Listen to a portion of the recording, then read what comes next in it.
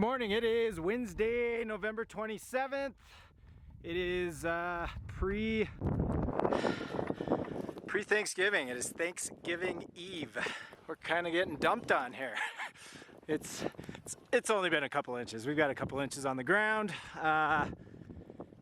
They say 2 to 6 inches, so we're not anticipating anything crazy. Nothing like last time, that's for sure. So we'll take it. We'll take the moisture.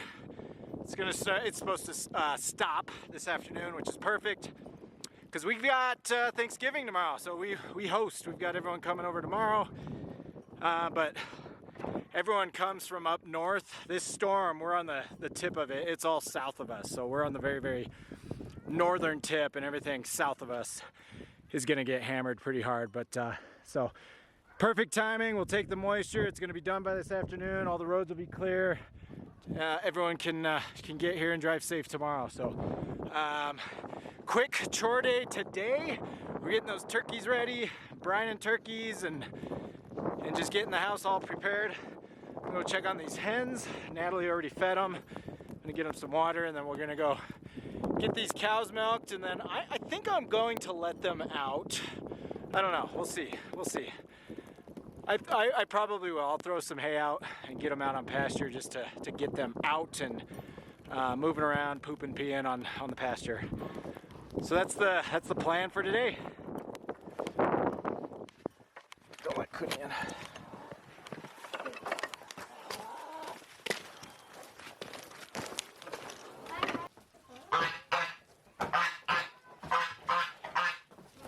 Can you have that pail? They each have to find their own turkey. Cool. That's a fun idea. You're gonna do that today? We did that in essentials class, and then we diagrammed a sentence. So we made up a sentence about our turkey, and then we diagrammed it. Nice. All right. So the nice thing about this high tunnel, obviously, it's dual purpose. We're growing our veggies in the summer, and then in the winter we house these birds. These birds are unaffected at all by, or they're not affected at all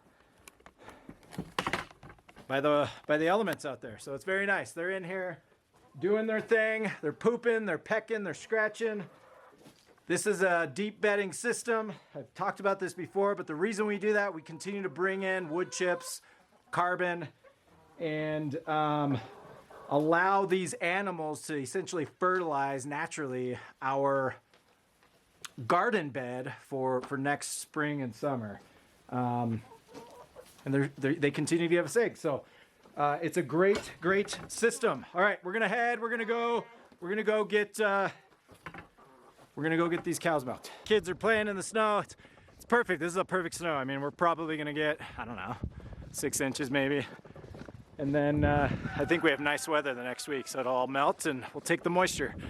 All good. Natalie's in with the cows. These kids are having fun. Cooney's having fun. Is she a mess or clean? Do we need to spray her down? All right. This girl, she's a complete mess. Do we have, do you have the hose out or no? No. Do you want me to get her? No, I don't know. No, it's fine. I'll just deal with it. So dirty. All right, so, I mean, she's a filthy mess. I'm just gonna I'll just hand wash her. Since she's already in, we don't have the hose. We're not getting the hose out because of the weather, so I would have sprayed her down. I would have sprayed her down before I got her in, but getting her out and setting up the hose, I'll just do it by hand.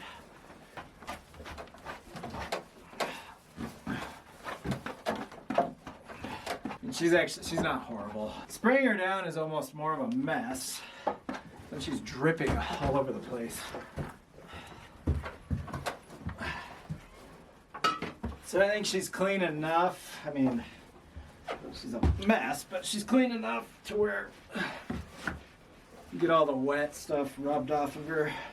Like all of this I'm not concerned with. I just want it dry so it's not dripping. It's under here, and her udders are actually pretty clean.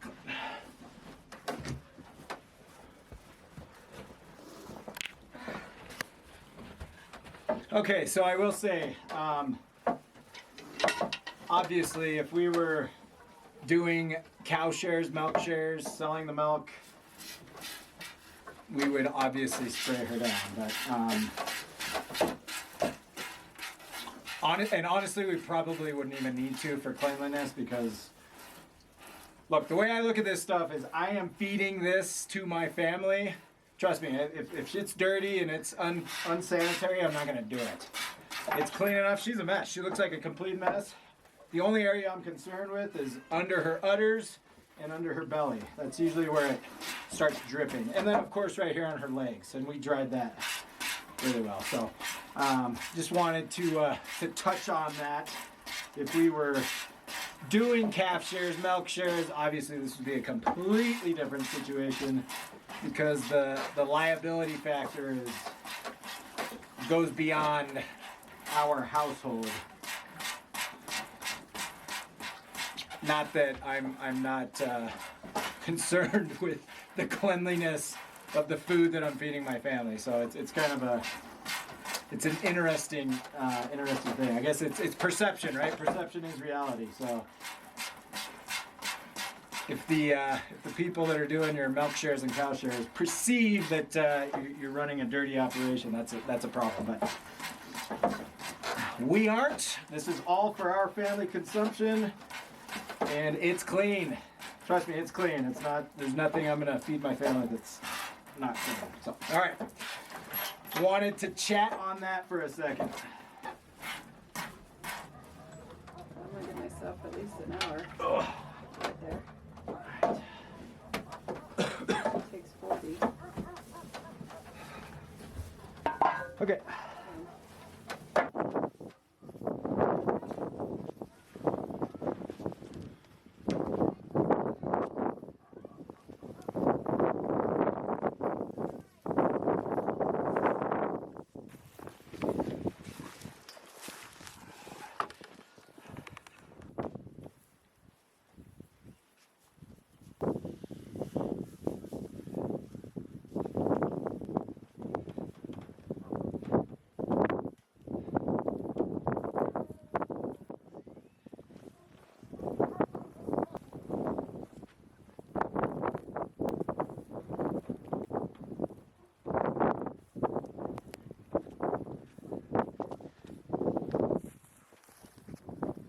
All right, we're gonna call it a day. I'm gonna go fire up the fence. I don't know, I contemplated. I went back and forth on whether or not I was gonna let them out. It's not, look, it's not like intense blizzard, wind.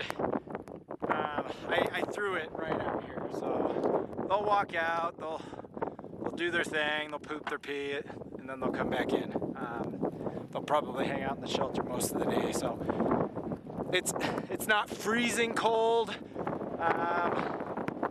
So I decided just to I want to get them out there and let them decide. You'd be surprised. I'm always surprised.